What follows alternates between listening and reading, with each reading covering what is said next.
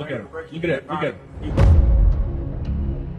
This got on the radar of the intelligence community, and they knew that we had come across the Rosetta Stone of contacting and communicating with interstellar civilizations, and it worked. It's an interstellar being from Andromeda. That was a huge confirmation. Don't go away.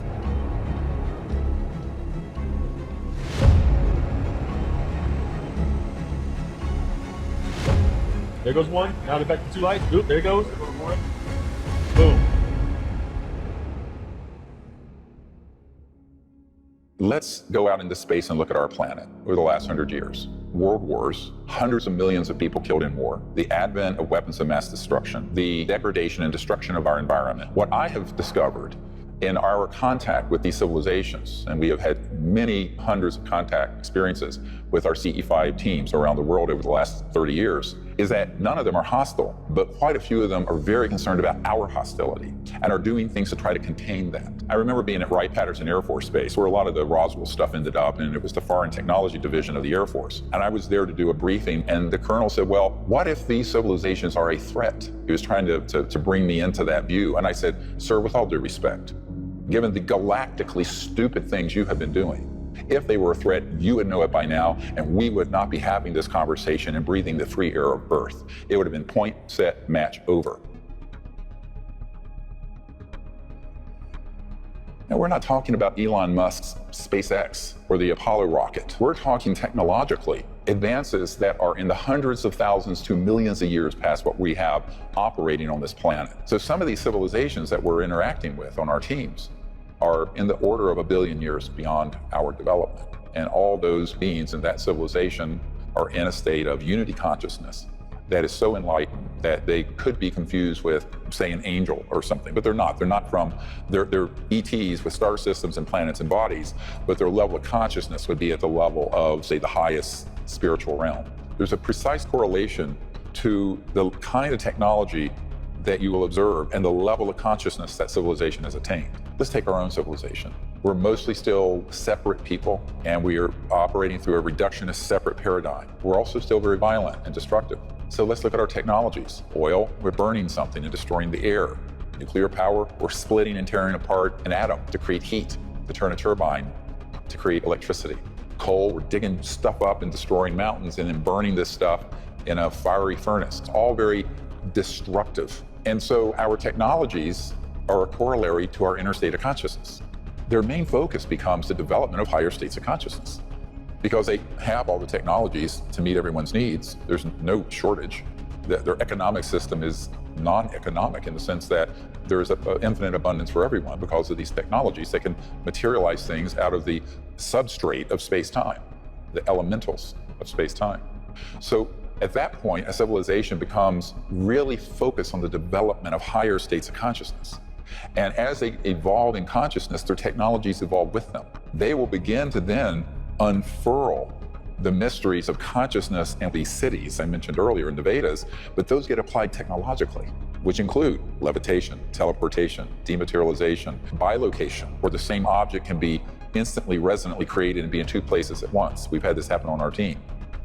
Now to mysterious lights spotted in the sky in Middletown. WCPO 9 received videos from viewers who wanted to know what they were. WCPO 9 News reporter Taylor Nemo has been trying to find the answers for us. She joins us live from Middletown. Taylor, what's going on? Yeah, Kristen, we had multiple viewers reach out to us after they say they spotted those rotating green lights in the sky. Now, Caden Little of Middletown reached out and he tells us he saw the lights around 10:30 or 11 last night. And take a look at this video he sent us. You can see a ring of bright green lights rotating in the sky, and another video taken by Bryce Garrick also shows those lights.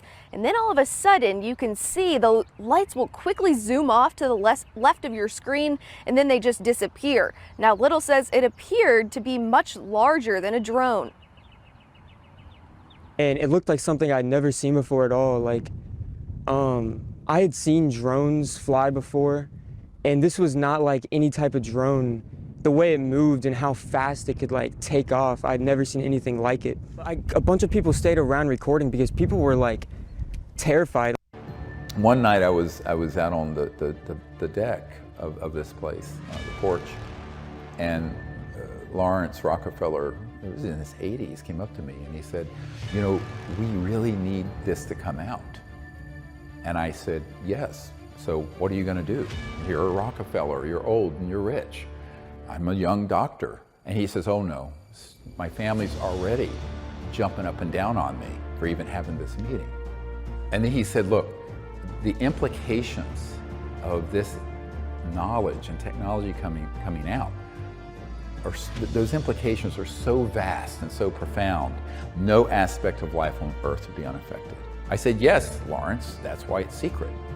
But it's also, the secrecy is killing the planet.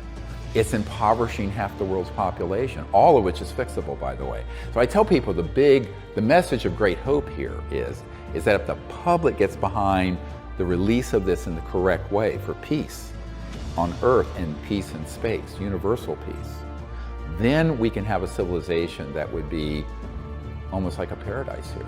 I mean, imagine, and within a generation, by the time my grandkids are half my age, we could have a civilization where there'd be no poverty or pollution and full sustainability and go into space peacefully. But if we don't get this right, we're headed for a terminal extinction level event.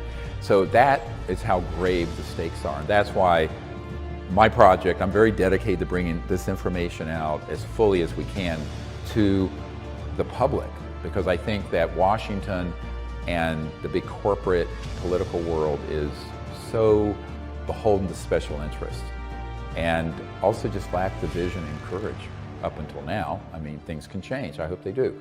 But my concern is that what we're going to see are disclosures on this subject like we've been seeing that are attached to trying to unite the public over a common off-world alien enemy, which is completely false.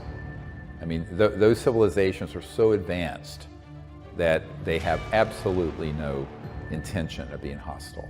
But they're concerned, the reason they're here is they're concerned about our hostility. We're the problem. People want to go, you know where the problem is? Go get a mirror and look in it. It's how humans are behaving on this planet. And also, we're going into space.